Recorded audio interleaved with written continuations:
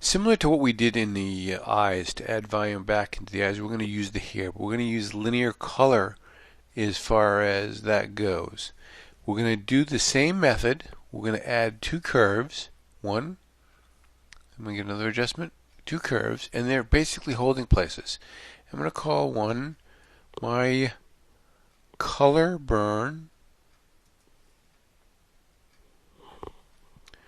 and this is going to be my color dodge. And I'm going to put them each in those blend modes. So color burn is going to go into color burn mode. And then I'm going to hit Command I to invert that mask to take the mask black. And here we're going to go to color dodge and do the same thing, Command I to invert that mask. So now I've done that, and now what I want to do is basically paint those in. So on the color dodge layer, I switch colors to white as my foreground color. And I'm going to get a lighter brush, maybe 25% opacity, and I'm going to get a smaller brush because what I'm doing now is I'm looking for to add some highlight color to some of the areas, and I'm finding that that brush is coming a little bit excessive, so I might drop it down to 15 or 20% and get some of these areas, the highlight areas. And then if I go to color burn and I paint the darker areas in a little bit more to accentuate the volume of the hair. Get a little bit smaller brush in here.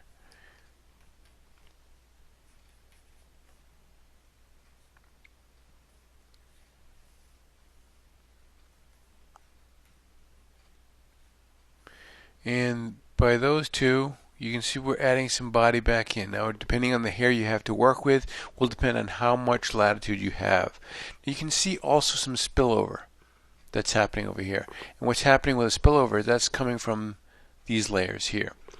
So those layers there, I can just switch to black as my foreground color, go back, make sure I have a heavier opacity, and just drop that in there and go to the color dodge area as well, and make sure that I don't have any spillover from the hair on anything else, because we don't want that to hit any other aspect of her hair.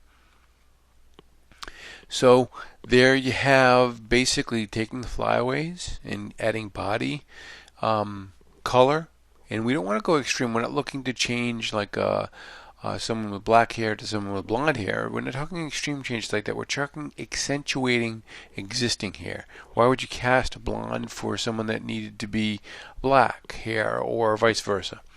So here I'm going to take this, hold the shift key down, go to this at bottom of the hair, and this flyaway member layer, new group from layer. I'm going to call this hair. Enter, and there we have a nice final grouping of hair. So we're ready to move now towards the final shaping and makeup as we complete our retouch.